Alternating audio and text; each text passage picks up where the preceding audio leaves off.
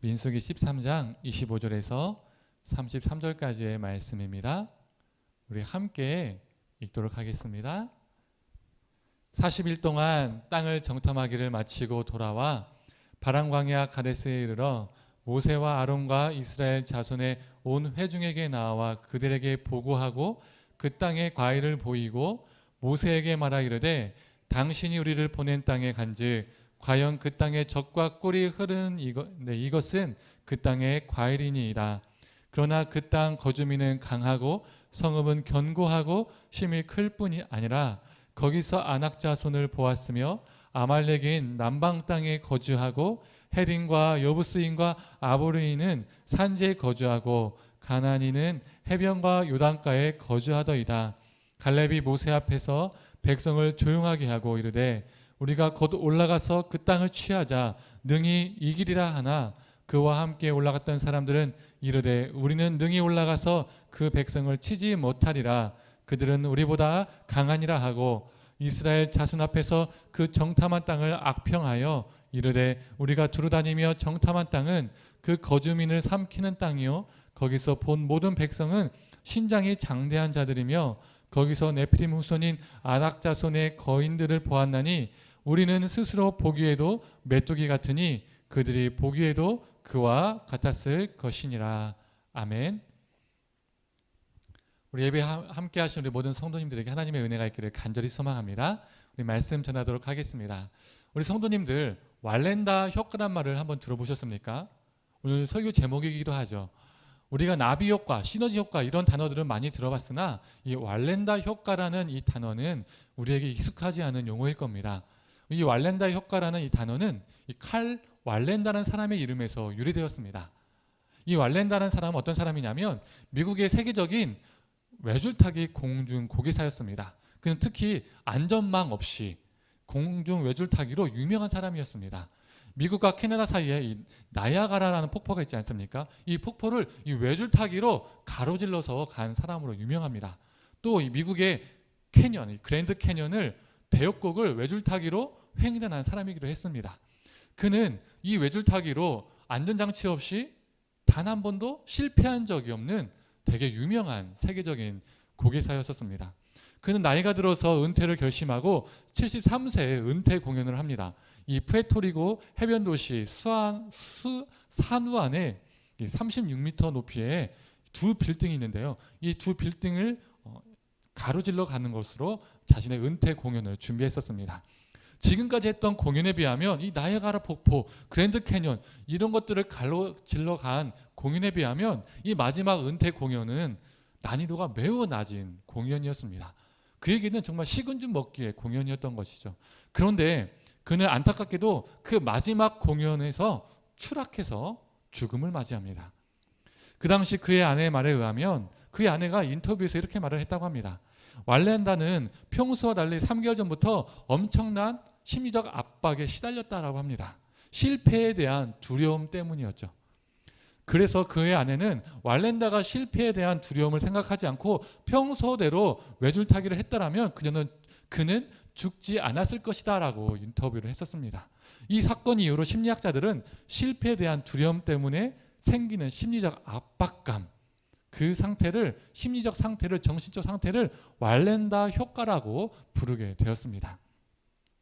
우리에게 이 왈렌다 효과라는 단어가 익숙하지 않지만 우리는 인생을 살아오면서 이 왈렌다 효과를 여러 번 경험하죠. 실패는 성공의 어머니라고 말하지만 실패를 좋아하는 사람은 없습니다. 어느 누구나 실패에 대한 두려움을 가지고 살아가죠. 그 압박감이 상당합니다. 우리에게 가장 쉬운 예가 무엇입니까? 곧 있으면 수능도 다가오죠. 한 달 뒤에 수능이 있습니다. 많은 고3 수능생들이 수능을 보고 내가 원하는 대학에 들어가지 못할까 봐 걱정을 합니다. 두려워합니다. 실패에 대한 걱정 때문에 엄청난 스트레스에 시달리죠. 이 왈렌다 효과가 너무 크면 어떤 학생들은 정말 해서는 안 되는 극단적인 행동을 하기도 합니다. 자신의 인생이 다 끝난 것처럼 말이죠. 또 운동선수들 중에 뛰어난 기량을 가지고 있어서 올림픽이나 세계 선수권대회에서 1등, 금메달을 땄는데도 어떻습니까? 다음 올림픽이나 다음 선수권대회에서 똑같은 성적을 거두지 못할까 봐 실패할 것 같은 그 심리적 압박감 때문에 두려움을 떨고 결국엔 어떻습니까? 안 좋은 성적을 거두거나 이미 경기도 전에 자진 기권을 하는 선수들도 종종 있습니다. 이처럼 크고 작은 실패에 대한 두려움을 우리의 삶 속에서 또는 우리의 주변에서 또는 기사와 뉴스를 통해서 우리는 쉽게 접하게 되죠. 오늘 본문도 실패에 대한 두려움 때문에 생긴 전형적인 사건으로 우리가 알고 있는 본문입니다. 어떤 사건이죠?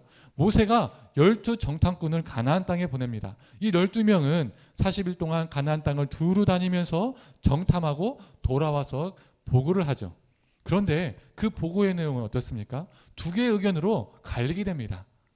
먼저 10명의 정탐꾼들은 이렇게 보고하죠. 우리는 도저히 올라가서 그 백성들을 이기지 못할 것이다. 치지 못할 것이다. 그들은 우리보다 강하다. 그들의 신장은 그들의 키는 너무나 크다. 거인과 같다. 네피림 후손이 아낙 자손, 즉 그들은 거인들과 같다라고 말합니다. 우리는 그들에 비하면 메뚜기와 같다는 것이죠. 32절 일부를 제가 공동 번역으로 한번 읽어보겠습니다. 우리가 정탐하고 온 땅에 들어가 살려다가는 도리어 잡혀 먹힐 것이다. 괜히 거기 갔다가는 죽는다는 거죠. 메뚜기를 밟으면 찍 하고 터지는 것처럼 자기들도 그렇게 들어갔다가 메뚜기처럼 찍 하고 터져 죽겠다는 것이죠. 반면 나머지 두 명인 우리가 잘 알고 있는 갈렙과 여호수아의 복은 어떻습니까? 올라가서 그 땅을 취하자. 우리가 이길 것이다. 우리가 능히 이길 것이다 라고 말합니다. 다음 장인 14장에는 그 백성을 두려워하지 말라. 그들은 우리의 먹이라 라고 말을 합니다. 이 두 보고를 들은 백성들은 어떠한 보고를 수용하게 되죠? 10명의 정탐꾼의 보고를 수용하게 됩니다. 그러면서 온 백성이 통곡을 하고 아우성을 칩니다. 차라리 애굽에서 죽었으면 더 좋았을 걸. 차라리 광야에서 죽었으면 더 좋았을 걸. 우리를 왜 이 땅으로 데리고 와서 칼을 맞아 죽게 하느냐 라고 아우성을 치죠. 성도님들, 이 10명의 보고가 더 과학적이고 더 논리적이고 더 사실적이어서 백성들이 이 10명의 정탐꾼의 보고를 수용한 것일까요? 왜 백성들은 그 10명의 정탐꾼의 보고를 수용했을까요? 그리고 왜 10명의 정탐꾼들은 이 패배주의적인 보고를 가지고 돌아왔을까요? 우리는 작고 그들은 크고 우리는 약하고 그들은 강하다. 그러니 우리는 죽을 것이다 라는 이러한 보고를 왜 가지고 그들은 돌아왔을까요? 왈렌다 효과 때문에 그런 것처럼 보입니다. 실패에 대한 두려움.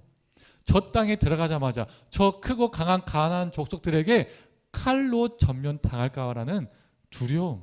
그 실패에 대한 두려움이 그들을 사로잡은 것처럼 보입니다. 그런데요, 정말 그럴까요? 그들은 실패에 대한 두려움 때문에 이러한 보고를 했을까요? 백성들은 실패에 대한 두려움 때문에 이러한 보고를 수용하고 불평했을까요? 지금까지 우리가 들어왔고 이해해왔던 것은 가나안 족속이 너무 크고 강하기 때문에, 그래서 가나안 땅에 들어가면 그들에게 패할 것이라는, 실패할 것이라는 두려움 때문에 이러한 보고를 했다라고 우리는 지금까지 그렇게 이해해왔습니다. 그래서 10명의 정탐꾼들은 여호수아와 갈렙처럼 믿음으로 바라봤어야 했는데 믿음 없이 현실만을 바라보았고 상황만을 바라보고 보고했다. 즉 그들은 믿음 없이 현실적인, 지극히 현실적인 보고를 했다라고 우리는 여겨왔었습니다. 그런데 과연 그럴까요? 10명의 정탐꾼들은 사실적인, 현실적인 보고를 한 것일까요? 그들은 가나안 땅의 상황을 사실적으로 보고하고 그 사실 때문에 두려워한 것일까요? 그런데 10명의 정탐꾼들과 원망하고 있는 이 이스라엘 백성들은 무엇을 경험한 사람들이었습니까? 그들은 하나님께서 애굽을 어떻게 심판하셨는지 몸소 경험했던 사람들입니다. 그 당시 세계에서 애굽은 가장 큰 대국 중에 하나였었습니다. 그러한 애굽을 하나님께서 어떻게 다루셨는지 그들은 목도했었습니다. 몸으로 경험했었습니다. 10명의 정탐꾼들은 가나안 족속에 비하면 이스라엘은 메뚜기 같다라고 보고했으나 하나님은 그 메뚜기대로 그 거대한 제국 애굽을 심판하셨죠. 피로, 개구리로, 이로, 파리로, 돌림병으로, 악성전기로, 우박으로, 흑암으로, 장자의 죽음으로 하나님이 엄청난 재앙을 내리시고 그들을 무릎 꿇게 하신 것을 그들은 보았었습니다.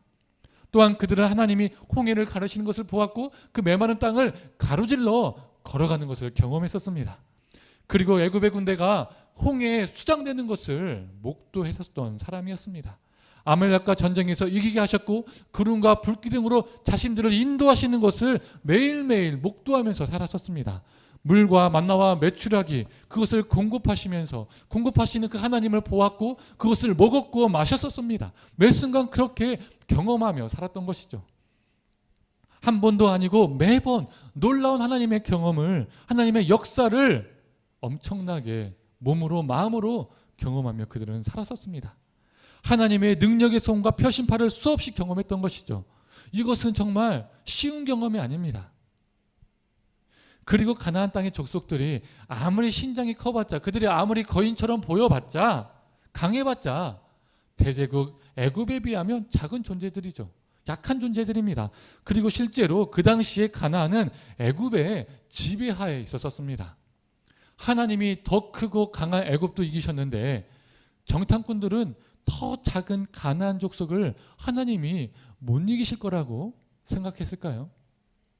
지금까지 자신들의 경험에 비추어 보면 하나님 때문에 이스라엘은 충분히 강하다, 든든하다 이렇게 생각할 수 있지 않았을까요? 그렇지 않을까요? 지금까지는 이스라엘 입장에서 생각해 봤습니다. 그렇다면 이번에는 가나안 족속들의 입장에서 한번 생각해 보았으면 좋겠습니다. 가나안 족속들은 이스라엘을 어떻게 생각했을까요? 10명의 정탐꾼들이 보고한 대로 가나안 족속들은 이스라엘을 메뚜기처럼 보았을까요? 하찮은 존재처럼, 약한 존재처럼 보았을까요? 야, 이스라엘은 에게게게 힘도 없는 약한 존재들이야 라고 그들은 여겼을까요? 출애굽기 15장 14절에서 16절의 말씀입니다. 여러 나라가 듣고 떨며 블레셋 주민이 두려움에 잡히며 에돔 두령들이 놀라고 모압 영웅이 떨림에 잡히며 가나안 주민이 다 낙담하나이다. 놀람과 두려움이 그들에게 임함에 주의 팔이 크므로 그들이 돌같이 침묵하였사오니 여호와여 주의 백성이 통과하기까지 곧 주께서 사신 백성이 통과하기까지였나이다. 모세가 홍해를 지난 다음에 하나님을 향해서 찬양한 고백입니다. 가나안 족속뿐만 아니라 가나안 주변의 족속들인 블레셋과 에돔과 모압도 하나님께서 행하신 그 애굽에게 내리신 그 재앙들과 그 놀라운 역사들을 듣고 두려워하고 놀라고 떨고 낙담했다는 겁니다. 하나님께서 행하신 역사가 너무 크기 때문에 그 소문이 너무나 급하게 급속도로 그 가나안 땅까지 전해졌던 것이죠.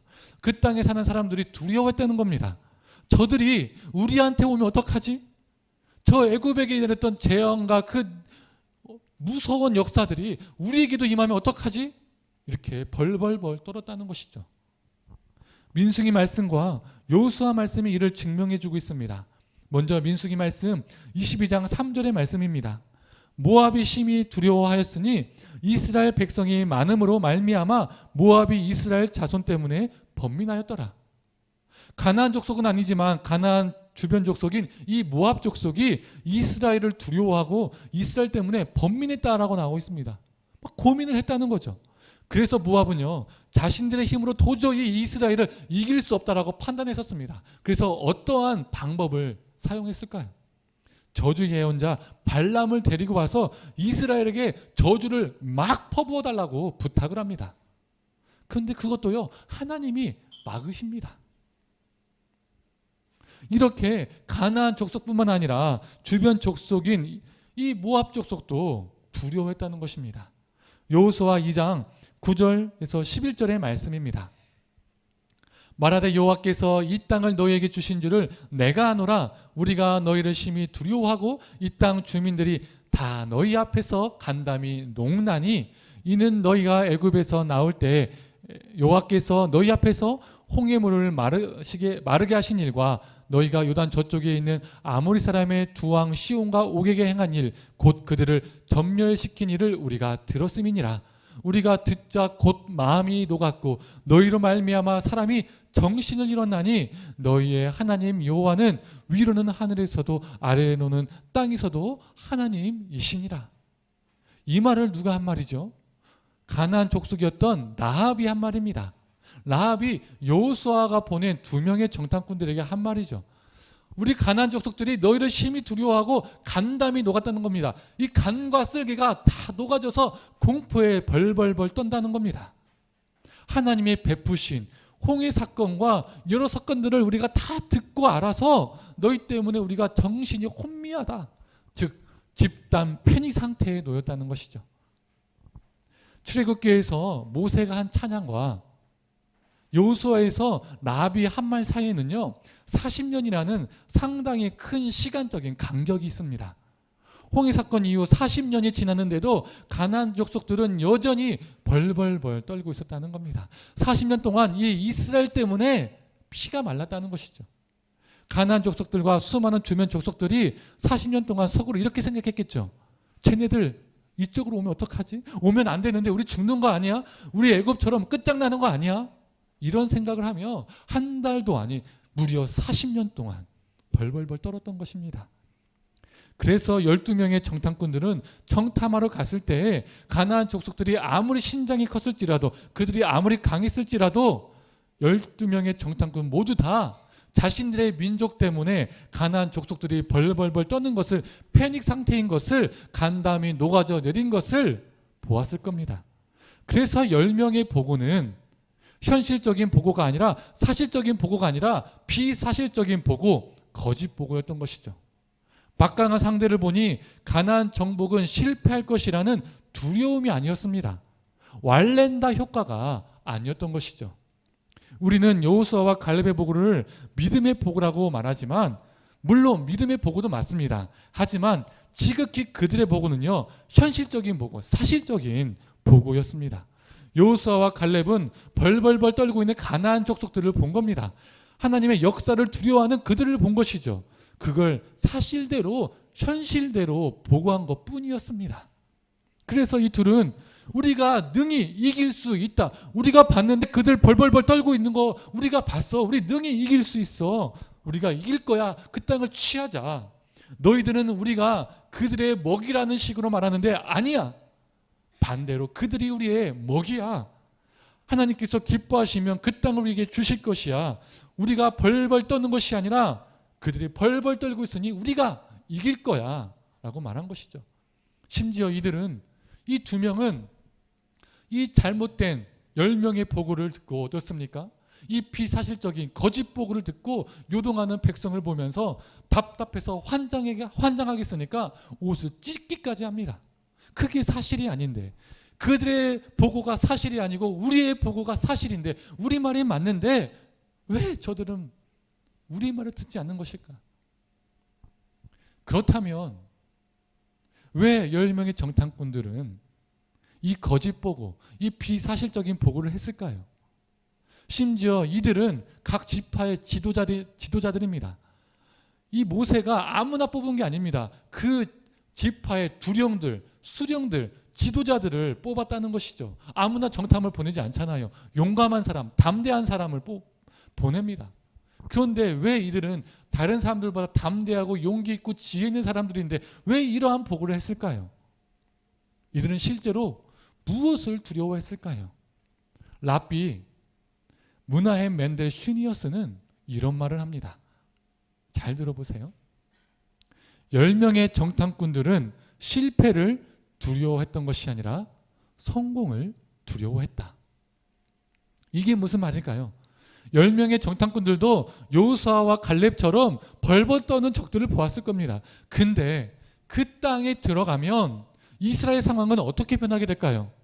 정복할 때까지 전쟁을 해야 하고, 정복하게 되면 성읍과 집을 지어야 하고, 이제 자신들의 손으로 땅을 경작해야 하고, 수많은 농작물들을 손수 키워야 하고, 곡식 때문에 충분한 비가 내릴지 아닐지 염려하게 되고, 수많은 경제활동을 직접 해야 되고, 수많은 수고로운 일들을 직접 다 자신들이 손수해야 합니다.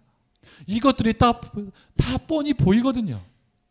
그들은 이게 싫었고 두려웠던 것입니다. 이건 단편적인 예일 뿐이지 그들은 가나안 땅에 들어가면 정치, 사회, 경제, 문화, 외교 수많은 것에 그 문제에 휩쓸리고 휩싸이게 되는 것이죠. 그런데 광야에서는 어떻습니까?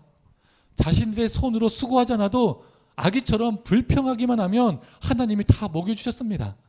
배고프다 불평하면 만나를 주시고, 고기 먹고 싶다고 불평하면 메추라기를 주시고, 목마르다고 불평하면 물을 주셨습니다. 또 그들은 어떠했습니까? 수없이 애굽으로 돌아가자라고, 애굽이 더 낫다라고 말했죠. 노예여도 괜찮다, 학대받아도 괜찮다, 애굽이 먹여주기만 하면 오케이. 그들은 이랬습니다. 지금이 딱 이 상황인 것입니다. 광야에도 괜찮다, 또들이 삶도 괜찮다, 하나님이 그저 먹여주시기만 하면 오케이, 이런 것이죠. 그들은 실패에 대한 두려움이 아니라 성공에 대한 두려움을 가지고 있었습니다. 저도 조금은 비슷한 경험이 있습니다. 예전 교회에서 수석 목사가 되기 전에 이런저런 이유로 수석이 되는 것에 대한 두려움을, 염려를 가지고 있었습니다. 부담감이 있었습니다. 가까운 지인들에게 제 고민을 털어놓기도 했죠. 그런데 대부분의 말은 수석하는 것을 추천했습니다. 수석을 하면 목회 이력에 좋다는 것이죠. 그러면 담임 목사로 갈 때에 조금이라도 유리하다는 겁니다. 소위 말하는 목회 성공의 작은 발판이 된다는 것이죠. 남들 눈에 보기에는 수석이 되는 것은 좋아 보였습니다. 성공에 조금이라도 미끄럼이 되는 것이었죠. 그런데 저는요, 그게 싫더라고요. 수석이 되면 눈에 뻔히 보이는 것들이 있어서 그걸 경험하고 싶지 않더라고요.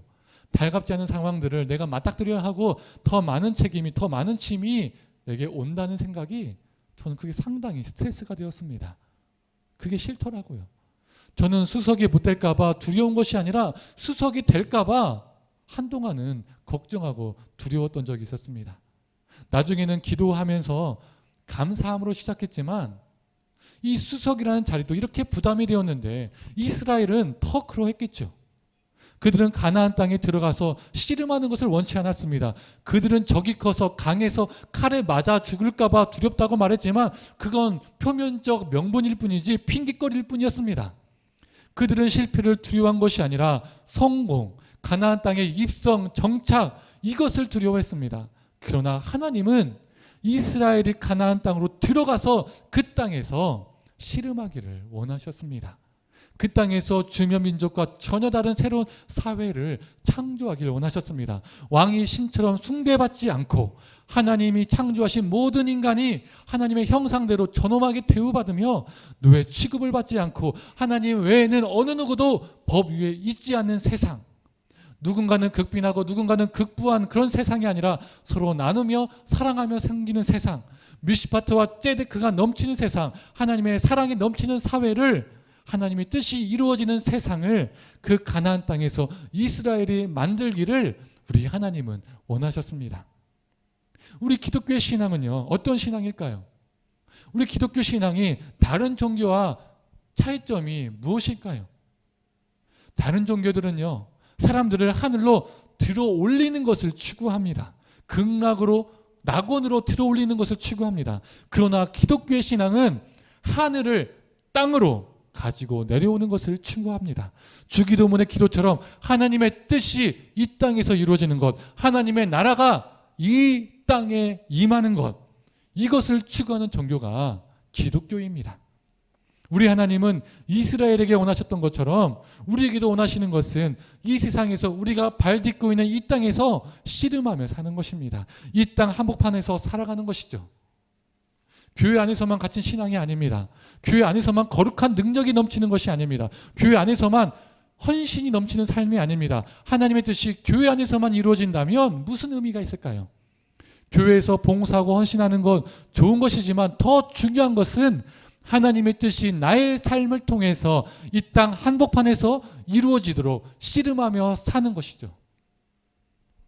하나님은 우리가 가정과 일터에서 우리에게 맡겨진 삶의 모든 영역에서 성실히 일하고 살아가고, 우리가 아픈 자를 치유하고 굶주린 자를 먹이고 이웃과 나그네를 환대하고 섬기며 사랑하며 사는 것, 이 땅의 불의와 악의에 침묵하지 않고 정하며 사는 것, 가정과 일터에서 사회, 정치, 경제, 문화, 교육, 복지 등등등 세상의 모든 영역에서 하나님의 뜻이 임할 수 있도록 내가 도구가 되어 살아가는 것. 이런 삶을 살기를 우리 하나님은 원하십니다. 이런 삶에는 분명 어려움이 따릅니다. 세상은 좋은 대학, 좋은 직장, 좋은 연봉, 출세를 성공이라고 말하죠. 그러나 우리에게 성공은 다른 무엇이 아니라 하나님의 뜻이 내 삶에 이루어지는 것이 참된 성공입니다. 하나님의 나라가 나의 삶을 통해서 임하는 것, 이것이 진정한 성공인 것이죠. 아무리 돈을 잘 벌어도, 아무리 출세를 해도 하나님의 뜻이, 하나님의 나라가 내 삶을 통해서 이루어지지 않는다면 그것은 실패한 인생입니다. 성공이 결코 아니죠. 하나님의 뜻이 내 일상에서 이루어지기 위해서는, 즉 진정한 성공을 이루기 위해서는 이에 타산이 안 맞기도 하고, 손해를 보기도 하고, 내 자신을 내어주기도 하고, 내가 아프기도 하고, 내가 슬프기도 하고, 그런 상황에 놓이기도 합니다. 그래서 걱정되고 두렵고 염려될 때가 있습니다. 즉 참된 성공에 대한 두려움이 생기는 것이죠. 그러나 그 두려움을 이겨내고 이 땅 한복판에서 늘 씨름하며 살아가는 저와 우리 성도님 되기를 간절히 소망합니다. 진정한 성공을 이루시는 저와 우리 성도님 되기를 간절히 원합니다. 이제 말씀을 정리하겠습니다. 이 세상 한복판으로 오신 분, 그리고 가나안 땅에 들어가신 분이 있습니다. 바로 누굴까요? 바로 예수 그리스도이십니다. 예수님은 인간이 살아가는 그 한복판에서 역사하셨습니다. 인간과 더불어 함께 웃고 함께 더불어 먹고 마시며 인간과 더불어 고통과 씨름하셨습니다. 그리고 예수님은 자신이 죽기 전에 이렇게 말씀하셨죠. 다 이루었다. 이것이 무슨 의미지요? 자신의 목적을 이루었다는 겁니다. 다른 말로 하면 자신이 이 땅에 온 목적을 성공했다는 것이죠. 그런데 그 성공은 세상에 말하는 성공과 전혀 달랐습니다. 잘 먹고 잘 사는 성공이 아니었죠. 모두가 바라는 위대한 왕이 되는 것이 아니었습니다. 주님이 겟세마네에서 어떻게 기도하시지요? 이 잔이 자신에게 지나가게 달라고, 할 수만 있으시다면 하나님 피하게 달라고 기도하십니다. 실패에 대한 두려움 때문이었을까요? 이렇게 실패에 대한 두려움 때문에 이렇게 기도했을까요? 아니죠. 우리 주님도 성공에 대한 두려움이 있으셨습니다. 그 길을 걸으면 어떠한 일이 일어날지 다 아셨기 때문에, 다 뻔히 보였기 때문이죠. 그 성공을 향해 나아가면 아픔과 고통이 따른다는 것을, 고난이 따른다는 것을 우리 주님은 뻔히 다 아셨습니다. 주님도 두려우셔서 고통스러우셔서 피하고 싶으셨습니다. 그러나 우리 주님은 그 길을 피하지 않으시고 걸으셨습니다. 그리고 그 죽음의 한복판에서 생명을 이루셨습니다. 이 땅에 생명을 주셨습니다. 사랑하는 성도님들, 우리도 세상 한복판으로 들어가서 씨름하며 살고 많은 유혹과 시험과 맞선다는 것은 매 순간마다 크고 작은 도전입니다. 결코 쉽지 않고 두려움이 몰려올 때가 있습니다. 그때 여호와와 갈렙의 고백을 기억했으면 좋겠습니다. 10명의 정탐꾼들과 달리 이 2명의 보고를 보면 하나님이 주어입니다. 하나님이 주도하신다는 것을 고백한 것이죠. 우리 예수님도 겟세마네 기도에서 자신의 뜻이 아니라 하나님의 뜻대로 되기를 원한다라고 기도하지 않으셨습니까? 하나님께서 주도하기를 원하신다라고 고백한 것입니다. 사랑하는 성도님들, 이 땅에서 하나님의 뜻을 위해서 살다가 거짓 성공이 아닌 진정한 성공을 위해서 살다가 두려움이 찾아오면 그때마다 나의 삶을 내가 아닌 우리 주님이 주도해 주신다는 것을 믿고 우리 하나님을 의지하며 나아가길 원합니다. 그래서 예수님이 그리하셨던 것처럼 세상의 상처난 부분을 치유하고 이 땅 어두워진 곳에 참된 빛을 가져오는 존재가 되기를 간절히 축원합니다.